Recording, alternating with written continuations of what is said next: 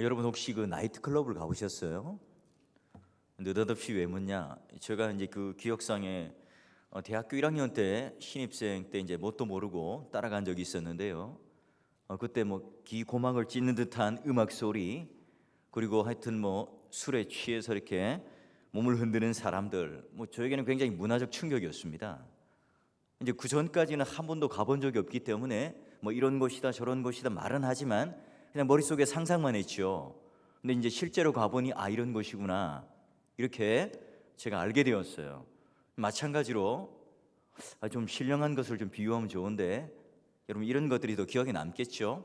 자, 근데 오늘 우리가 이 천상의 이 예배에 참여하면서 또 우리가 그것을 요한이 바라보았던 것을 함께 참여하는데, 이 설교자의 연약함, 그리고 이게 이제 또 글로 쓰여 있고, 또한 우리의 이 마음의 동기가 쏟아져 있지 않는 바람에 이 요한이 봤던 그 흥분, 그 설레임, 그 두근거림이 과연 오늘 우리들에게는 있는 건지 한번 되돌아보게 됩니다.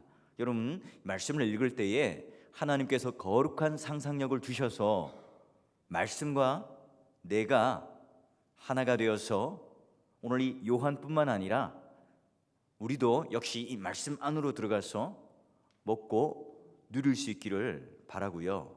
그런 점에서 여러분 다시 한번 우리의 지식과 우리의 노력과 우리의 그런 실력이 아니라 오로지 성령 하나님께서 우리의 영 안을 열어주시고 마음을 열어주셔서 오늘 말씀 안으로 들어가고자 하는 그 동기를 가지고 우리 한번 말씀 안에 들어가 보도록 하겠습니다. 여러분 요한계시록 4장과 5장은 짝을 이루고 있죠. 이 4장을 이해하지 않고는 또 5장이 이해되지 않습니다. 여러분 4장과 5장의 주제가 뭐라고 그랬어요? 예배. 자, 어디서 드려지는 예배라고요? 천상에서 드려지는 예배. 사도 요한이 지금 천상에서 드려지고 있는 그 예배를 보고 경험하고 있는 거예요. 자, 그러면 이 4장의 주제가 바로 보좌였죠. 요한이 흰옷을 입고 금면류관을 쓴 24장로들, 네 생물들이 함께 보좌에 앉아 계신 그분을 바라보면서 경배하고 예배하는 장면을 보았어요.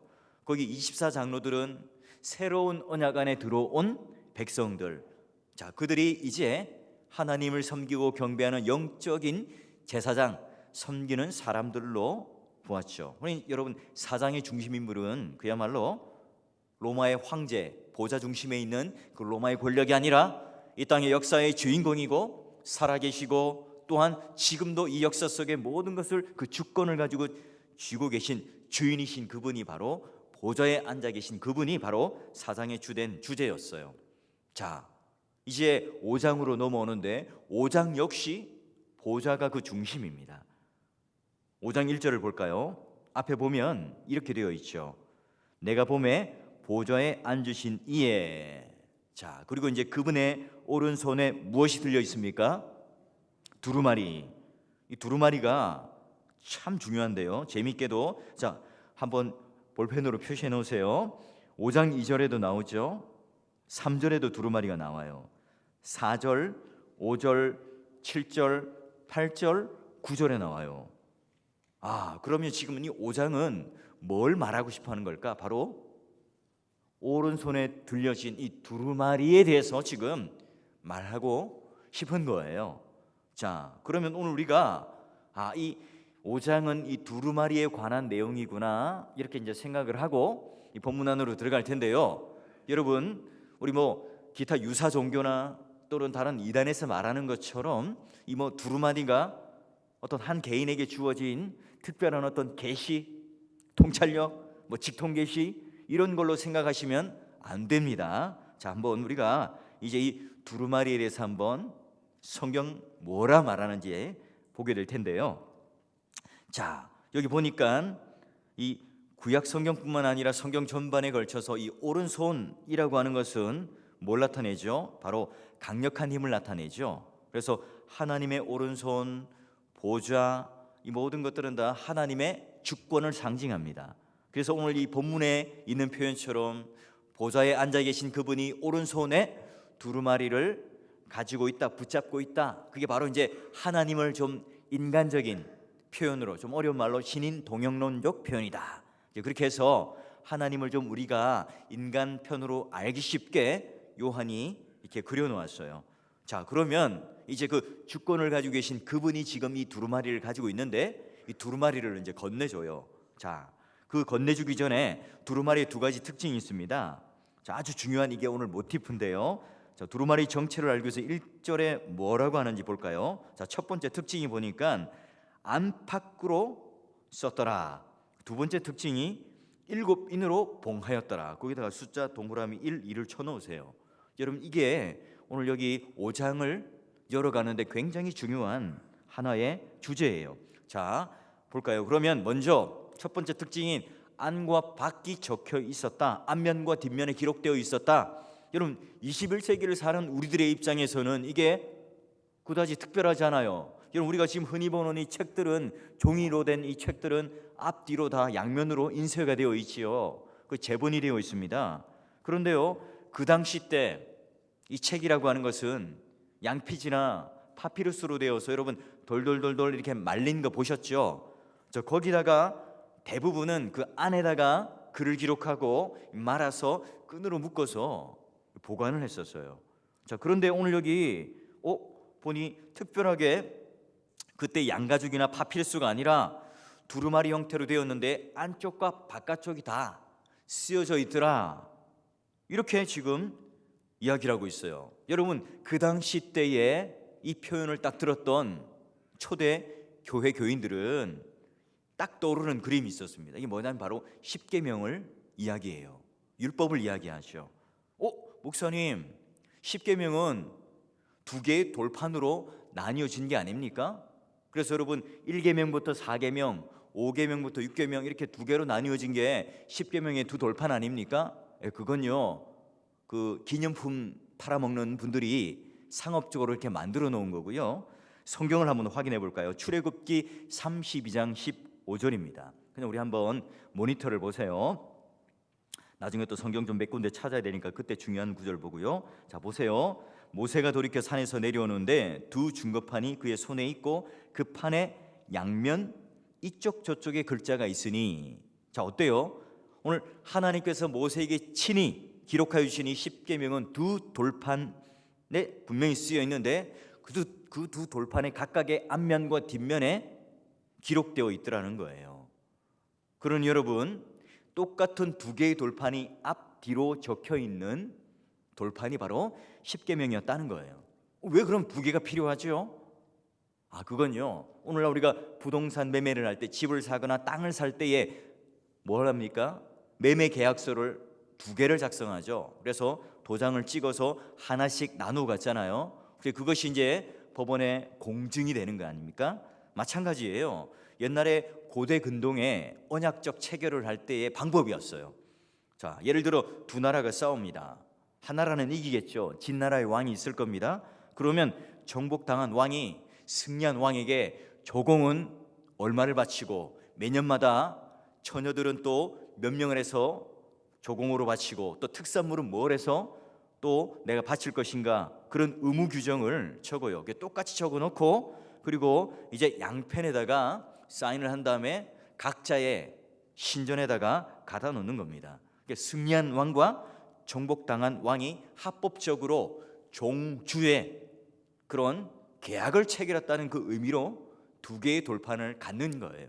그런 의미로서 여러분, 하나님께서 증거하는 이 두 개의 돌판을 만드셨고, 그 당시 이제 어디에 둡니까?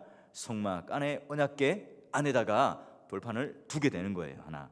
자, 그렇다면 여러분, 오늘 우리가 여기 나오는 하늘 보좌에 앉으신 오른쪽에 들리신 이 책은요, 그럼 옛날 시내산 언약에 주었던 그 율법책 그리고 십계명을 말하는 겁니까?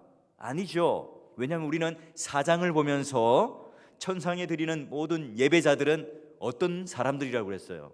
24장로들이 구약의 12, 신약의 12 이런 식으로 예표하는 것보다는 모두가 다 뭐라고요? 새 언약의 백성들로 편입된 사람들로 보자 라고 했죠. 왜 그렇다고요? 구약에 이미 제사장들이 24반열로서 섬기고 있었기 때문에 구약에 이미 24명의 사람들이 상징되어진 얘가 성전 성막 안에 많기 때문에 굳이 그걸 나누어서 숫자적으로 보기보다는 모두가 다 새 언약의 백성이다. 자, 그러면 이게 만약에 옛 언약의 문서이고 십계명이고 율법이라고 하면 옛 성전에 있는 예루살렘 성전의 언약궤 안에 있어야 되는 거죠. 지금 요한이 어디를 보고 있다고요? 하늘에 있는 성전을 보고 있는 거예요. 그러니 여러분, 24 장로들로 대표되는 모든 새로운 언약의 백성들이 함께 오늘 이 책, 그러니까 하나님과 이 언약의 백성들이 맺은 새 언약의 문서라는 겁니다. 자, 그러면 이 책이 이제 첫 번째 딱 보니까, 야, 그럼 언약 체결의 문서이구나. 하나님과 우리 사이에 언약 체결 문서이구나. 자, 이걸 하나 우리는 알 수 있고요. 이제 두 번째 특징을 보니까 이게 옛 언약 백성들의 옛 언약의 문서가 아니라 오늘 새 언약 백성에 대한 언약이요 체결된 문서라는 것을 알 수 있는 게 뭐냐면 바로 7개의 인으로 도장을 꽝꽝꽝 찍어놓은 그 봉인이에요. 자, 여러분, 우리가 지금 이거 왜 그 7번이나 봉인을 했을까? 우리는 궁금하잖아요. 근데 요한계시록의 첫 수신자들이었던 그 사람들에게는, 그 1세기 때 사람들에게는 이게 명확한 내용이었어요. 뭐냐면 이 특징은 그 당시에 유언장이 이렇게 7개의 도장으로 임봉하는 것이 관례였고 관습이었어요. 유언자가 살아있을 동안에 유언을 미리 해서 유언서를 작성하겠죠. 그러면 7명의 증인들을 불러요. 그래서 그 유언서를 보여주고 딱 봉인해서 그 7사람의 각각의 도장을 꽝꽝꽝꽝 찍어 놓죠. 그럼 그 유언자가 이제 결국 죽게 되면 그 7사람이 와서 봉인을 뜯고 그걸 유언에 관련된 내용을 크게 읽은 다음에 그 유언의 내용대로 실현을 했던 거예요. 그러니 여러분, 오늘 이 본문 안에 7개의 도장으로 찍힌 봉인이다, 이 말은 그럼 이 체결된 문서가 유언서의 성격이 있는 거구나. 자, 그러면 이 유언이라는 말 자체도 뭡니까? 법적 효력이 있는 언약, 계약적 의미가 있는 거예요. 그러니까 이제 공적인 의미가 있는 겁니다. 그러니 여러분, 다시 한번 정리하면 지금 보좌에 앉아 계신 그 오른손에 들려있는 이 두루마리의 책의 첫 번째 특징이 뭐라고요? 언약 문서. 두 번째는 뭐라고요? 유언장이라고 하는 거예요. 자, 그러니까 여러분, 오늘 이 책을 통해서, 이 두루마리를 통해서 하나님 자기 백성과 언약 문서를 통해서, 그리고 이건 오래전에 유언으로 이 언약 백성에게 이루어질 내용, 그 약속을 기록하고 있다는 겁니다. 자, 이 사실은요, 요한계시록의 첫 번째 수신자였던 그 7교회들과 그 당시 교회들에게는 아주 중요한 메시지였어요. 이것도 오늘날 우리에게도 굉장히 중요한 메시지로 선포되는 내용이죠. 자, 하나님께서는 새로운 이 언약의 백성들을 향해서 새 언약을 맺으시고 또 뭔가 우리들에게 이루어 주실 약속, 유언을 체결하셨다. 자, 이건 그런데 굉장히 혁명적인 선언이죠. 왜냐하면 그 당시 때의 언약의 백성이라면 누구들이었어요? 주로 누구라고 생각했어요? 바로 유대인들이라고 생각을 했던 거죠.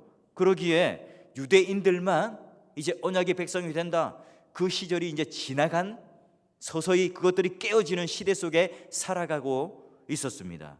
그러기 여러분, 유대인들만 언약의 백성이 된다는 선민적인 사상, 율법을 가지고 있는 사람들만이 하나님 백성이라는 이 사실들을 완전히 깨부시는, 그리고 새로운 기대와 소망을 가지게 하는 그런 표예요. 자, 그래서 요한계시록 5장 9절을 볼까요? 함께 읽어볼까요? 자, 어떤 사람들이 그러면 하늘 성전에 같이 있는지 한번 읽어보도록 합니다. 시작.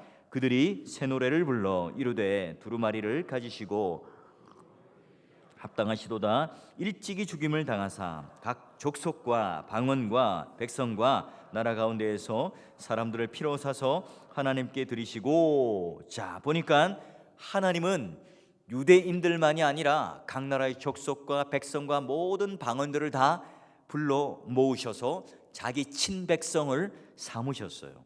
그러니 사도 바울이 말한 것처럼 유대인이나 헬라인이나 이방인이나 차별이 없어요.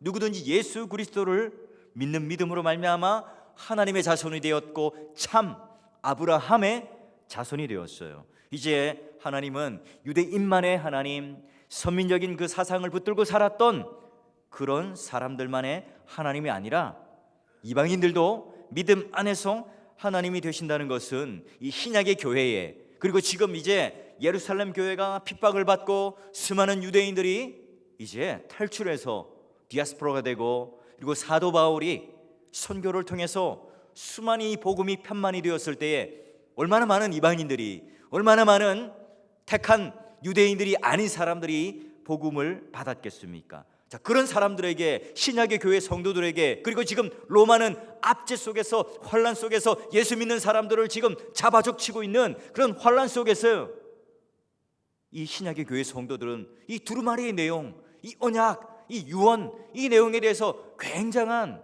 호기심과 위로를 받았겠지요. 자, 사랑하는 동역자 여러분, 하나님께서는 그 새 언약의 백성들을 불러 모으시고 이제 그 언약에, 그리고 그 유언에 실현되는 주인공으로 우리들을 부르신 거예요. 그게 뭡니까? 하나님 나라인 교회. 그 자들이 바로 성도, 예수 믿는 자, 하나님 백성인 거예요. 자, 그러면 이제 이 책 안에 있는 내용, 그럼 어떤 약속과 어떤 유언이 들어있을까? 자, 이 책의 내용이 이 구약의 요한계시록이라고 불리는 그 안에, 에스겔서 안에 되어 있는데요. 지금부터는 이제 성경을 좀 찾아볼게요.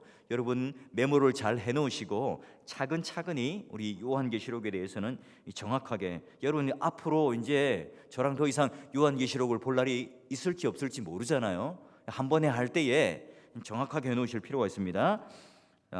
에스겔서 2장 9절에서 10절 찾아가 봐요. 제가 읽어볼 테니 두루마리라고 하는 단어에 줄 치세요. 내가 보니 보라, 한 손이 나를 향하여 펴지고, 보라, 그 안에, 여기 똑같죠, 그죠? 손 안에 두루마리 책이 있더라. 그가 그것을 내 앞에 펴시니, 이제 여기를 보니까 폈어요. 그 안팎에 글이 있는데 그 위에 내용을 보세요. 애곡, 재앙의 말이 기록되었더라. 자, 그 글 안의 내용이 뭡니까? 바로 요한계시록 안에는 밝혀지지 않았지만 그 안의 내용이 바로 애곡, 재앙, 한마디로 말하면 하나님의 백성들을 향한 심판이다. 자, 왜 하나님이 자기 백성들을 심판할까요? 그 하나님과 그러면 뭘 어겼을까요? 언약을 배반하였기 때문에 그 안의 내용이 바로 애곡, 재앙이라는 거예요. 뭘 배반했죠? 그럼 유대인들이 뭘 배반한 겁니까? 하나님의 아들이신 메시아이신 예수 그리스도를, 그 하나님을 이제 눈에 보이는 말씀이 육신이 되어서 이 땅 가운데 그 아들을 보내었지만 그들이 영접하지 않았어요. 하나님을 영접하지 않은 거죠. 그리고 이 예수님의 말씀을 듣지 않았던 것은 하나님 말씀을 거부하고 순종하지 않았던 겁니다. 유대인들은요, 그 하나님의 아들인 예수님을 그냥 그저 영접하지 않았을 뿐만 아니라 미워했고, 그리고 십자가에 그를 못 박아 죽이기까지 했죠. 그래서 여러분, 유대인들은 하나님이 보내신 참 선지자들 죽이고 그 언약의 보증자이신 대제사장을 죽였고요, 또한 참된 성전을 완전히 파괴시켜버리는 그 결과를 맺었어요. 자, 그 결과 하나님과 맺었던 그 언약, 그 율법을 배반했던 거고요. 그리고 이제 사도행전에 넘어가게 되면 유대인들이 예수님을 거절했을 뿐만 아니라 예수 믿는 신자들까지 핍박하고 많은 사람들을 환난을 안겨주었던 겁니다. 자, 이런 유대인들을 향해서 주님은 서머나 교회 편지하기를 어떻게 경고를 했어요? 자, 그들이 누굽니까? 유대인들.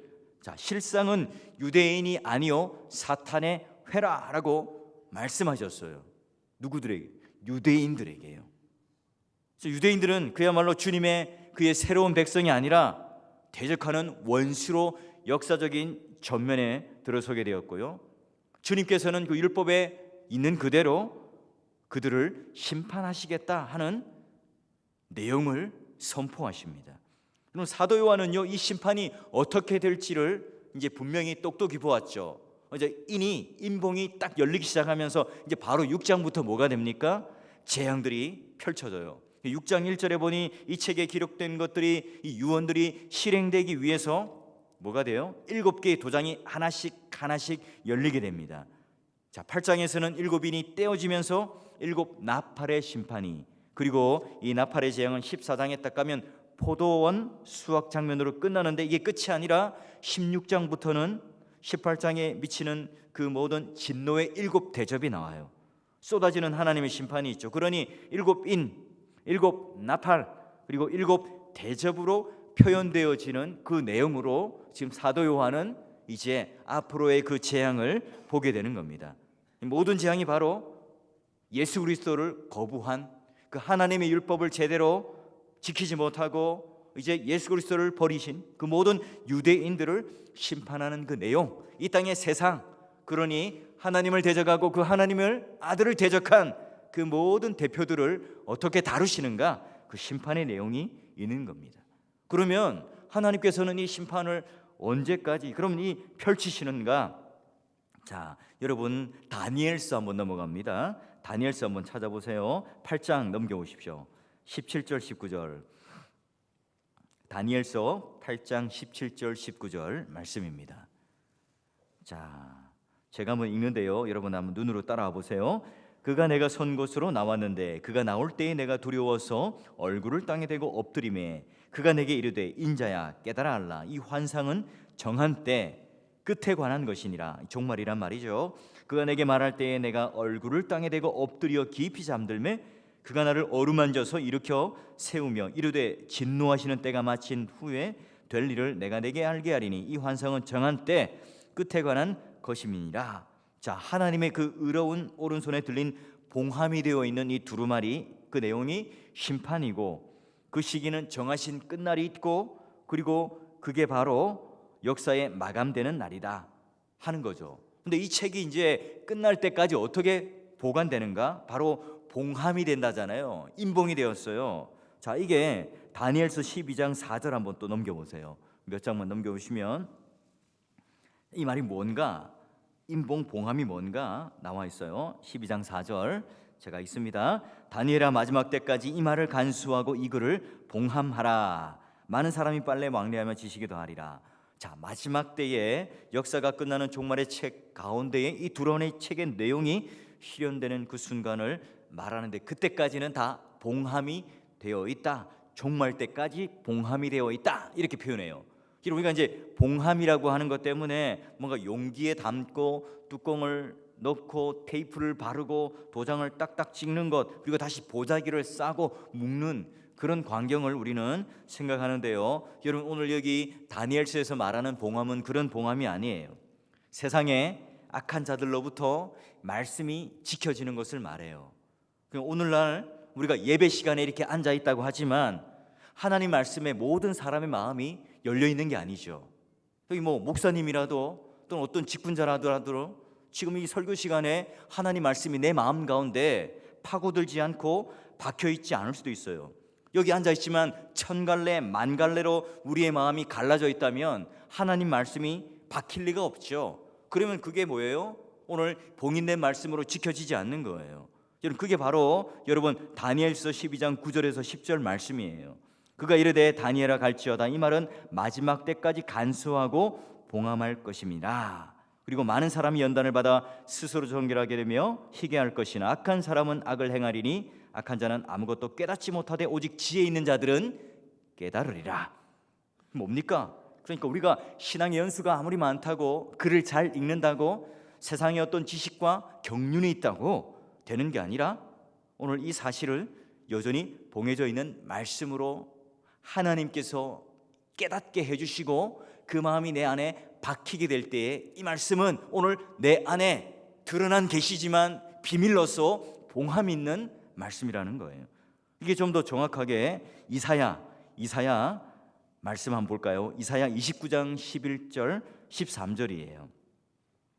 또 제가 한번 읽어드립니다. 여러분 잘 기록 메모해 놓으시고 한번 눈으로 따라와 보세요. 그러므로 모든 계시가 너에게는 봉한 책의 말처럼 되었으니 그것을 글 아는 자에게 주며 이르기를 그대에게 청하노니 이를 읽으라면 그가 대답하기를 그것이 봉해졌으니 나는 못 읽겠노라 할 것이요. 또 그 책을 글 모르는 자에게 주며 이르기를 그대에게 청하노니 이를 읽으라 하면 그가 대답하기를 나는 글을 모른다 할 것이니라. 주께서 이르시되 이 백성이 입으로는 나를 가까이하며 입술로는 나를 공경하나 그들의 마음은 내게서 멀리 떠났나니 그들이 나를 경외함은 사람의 경험으로 가르침을 받았을 뿐이니라. 굉장히 재미있죠. 글 읽을 줄 아는 사람은 아이고 책이 봉해져 있으니까 모르겠는데요. 글 읽을 줄 모르는 사람에게 또 물어보니 난 글 읽을 줄 모르니까요 모르겠는데요. 문제의 핵심은 뭡니까? 마음이죠. 알고 싶은 마음이 없는 겁니다. 참된 진리가 무엇인지 생명이 무엇인지를 알고자 하는 마음이 없는 거죠. 그러니 오늘 우리 마음의 상태가 어떻습니까? 이 조국 교회가 똑같이 겪고 있는 심각한 질병이 뭡니까? 성경의 해석자들에 의해서 이 복음이 난도질 당하고 있지만 여러분 재미있어야 한다는 그 퍼니즘 또는 오늘 인기에만 영합하는 그런 포퓰리즘 뭐 이런 것들이 오늘 선이고 정이고 가치의 중심이죠. 그래서 모든 설교학의 그 모든 관심과 집중은 어떻게 전달을 잘하냐, 어떻게 발성을 잘하냐, 어떻게 유창하게 물 흐르듯 그런 미사여구를 잘 사용해서 선동가적 기질을 가지고 청중들을 마음을 빼앗을까? 이게 오늘날 설교학의 모든 목표예요. 그 전달력, 그 기술력. 여러분, 그러나 오늘 이 세상에서는 전혀 볼 수 없는 그 흐름, 오늘 기독교 안에서도 그런 재미주의를, 그 대중주의를 복음과 혼동하는 그 일들, 이게 바로 위기의 징후 아닙니까? 그러기에 여러분, 오늘 이 땅에 마치 한국 교회에 있어서의 설교라고 하는 것들, 말씀을 전하는 것들, 해석을 하는 일들, 이 모든 것들이 어쩌면 오늘 하나님께서 원하시는 그 봉함, 간수하는 것, 그게 지켜지지 못한 채 오늘 우리의 기준 속에 마음껏 난도질 당하고 있지는 않는가 살펴봐야 되겠죠. 오늘날 우리는 이 말씀이 봉해진 시대에 살고 있습니다. 예수님의 설교를 듣고도 돌을 던졌던 사람들이 있었죠. 여러분, 참된 교회의 표지는 철저하게 성경에 천착되어서 설교자가 사람들의 마음을 얻고자 하는 것이 아니라 오늘 이 하나님의 뜻이 어떻게 전달될까, 봉함되어 있는 그 하나님의 진의 유언장에 쓰여져 있는 하나님의 그 마지막 명령이 무엇으로 쓰여져 있는가, 이걸 전달하기 위해서 몸부림치는 설교자들, 교사들이 있을 때 그 교회는 건강한 교회가 되며 참된 교회의 표지가 될 수 있죠. 여러분, 꼭 그런 주인공이 될 수 있기를 주의 이름으로 축원합니다. 자, 요한은요, 이런 하나님의 구원의 프로그램, 그 내용이 적혀 있는 이 책, 이 놀라운 책을 봤어요. 요한의 마음은 얼마나 설레었을까요? 얼마나 두근거렸고 정말로 그 감동 그 자체였습니다. 근데 그게 어서 인봉이 떼어지고 그리고 그 안에 있는 책이 누군가 전달받아서 큰 소리로 읽혀져야 실현이 되지 않겠습니까? 이때 천사가 큰 음성으로 이렇게 외칩니다. 우리 이제 요한계시록으로 넘어가 볼까요? 요한계시록 5장 2절을 보면, 자, 우리 한번 졸리는 시간이니까 한번 크게 읽습니다. 시작. 또 봄에 힘있는 천사가 큰 음성으로 외치기를, 두루마리를 펴며 그 인대기에 합당하냐 하나. 이제 묻는 거죠. 누가 그 책을 받아가지고 본인을 떼는데 합당한 사람이냐, 그 도장을 찍은 사람이 누구냐 이거예요. 요한이 찾아보죠. 사방을 둘러 찾아봅니다. 하늘과 땅과 땅 깊은 곳에 찾아봐도 없습니다. 언약의 책을 기록된 것을 전달받을 자도 없고 그것을 큰 소리로 읽고 실행해서 옮길 중보자가 없는 겁니다. 어떤 피조물도 열 수가 없죠. 이전의 구속사역 속에 그렇게 훌륭했던 모든 중보자들, 모세, 아브라함, 다윗, 그 모든 자들도 이 중보자 역할을 감당할 수 없어요. 궁극적으로 불충분하다는 것을 너무나 잘 압니다. 이들은 죄와 죽음 안에서 이길 수 없는 존재였고, 그리고 동물의 수많은 희생제물의 제사들도, 그 수많은 제사장들도 또 죽고 또 죽어서 대체해야만 했고, 그리고 그 역시 그들도 죄인이었다는 사실, 그 누구보다도 알았죠.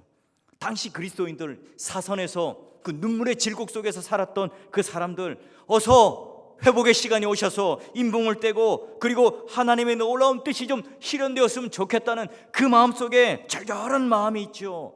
이 유대인들, 이 로마의 앞잡이들, 이런 존재들이 다 인봉이 풀려서 하나님의 그 놀라운 심판이 이루어지고 우리에게 구원이 이루어질 그날을 고대하는, 그 인봉이 열려야 그 책이 우리에게 전달되어져서 실현되어져야 하는데, 과연 우리 주위에는 아무도, 인간은 이 능력을 가지고 두루마리 책을 가질 자가 아무도 없다는 거예요.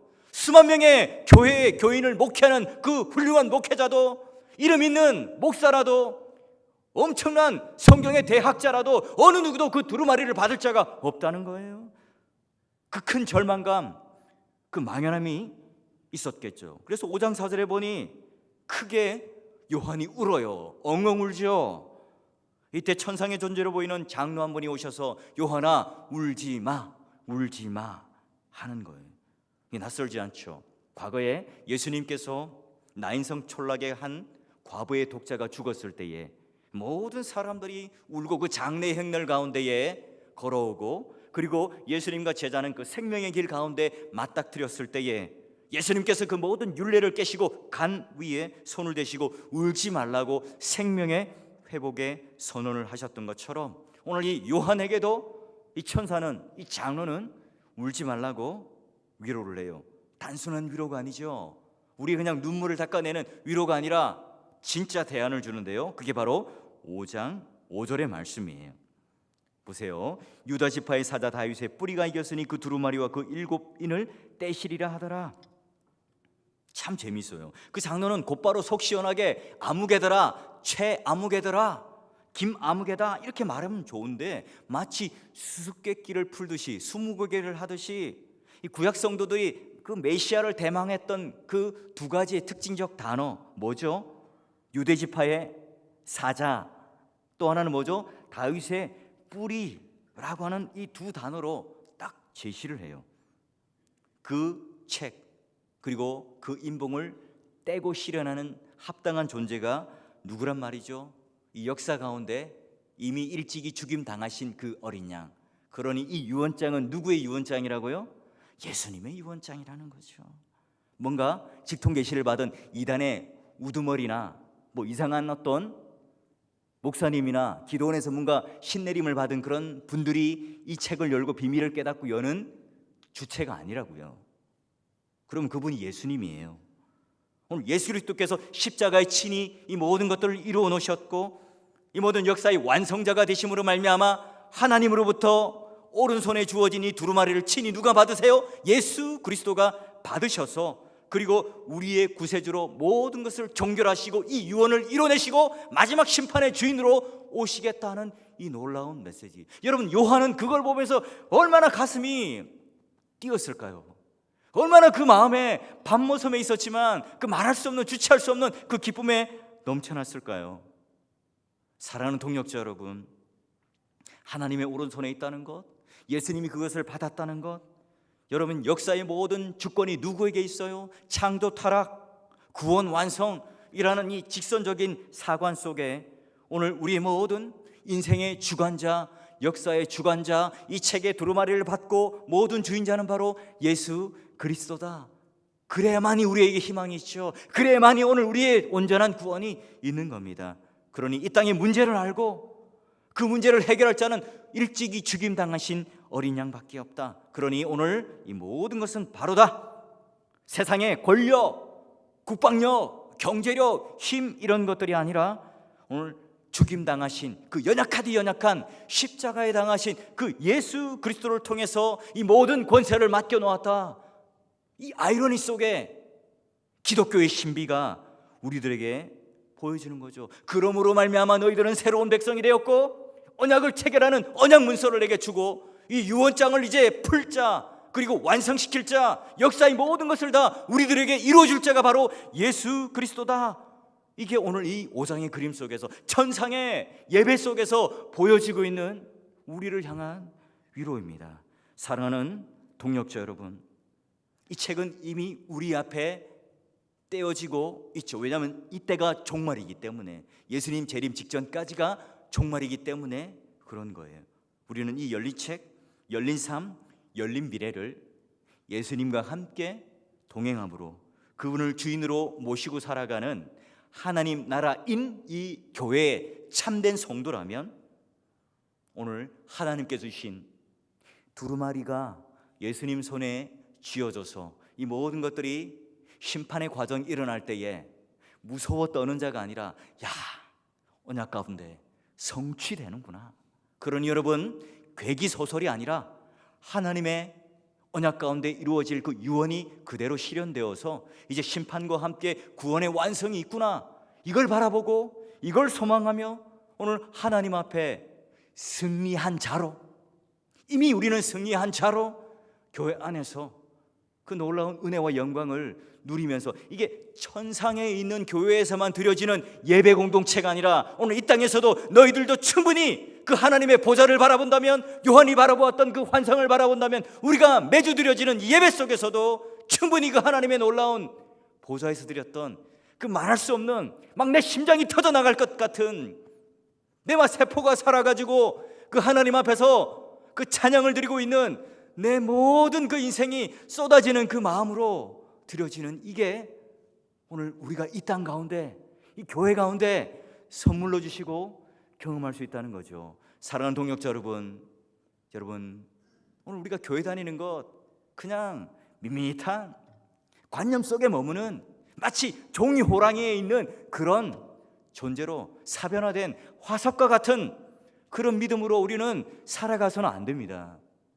제발 우리는 요한이 봤던 것처럼 지금도 살아계시고 역사의 주관자이신 그 하나님 오른손에서 어린 양 예수께로 이 두루마리 전달되어진 그 놀라운 언약의 성취를 지금 이 신약교회 성도들은 누리고 살아간다는 이 사실 꼭 잊지 마시고, 난 새 언약 백성의 언약 체결 당사자다, 주인공이다, 이 유언의 완성될 주인공이다, 여러분 꼭 이 사실 붙드시고, 이것이 여러분의 복이 되시고 참된 위로가 되셔서 오늘 이 기도의 향연 가운데 하나님의 큰 은혜를 누릴 수 있기를 주의 이름으로 간절히 축원합니다.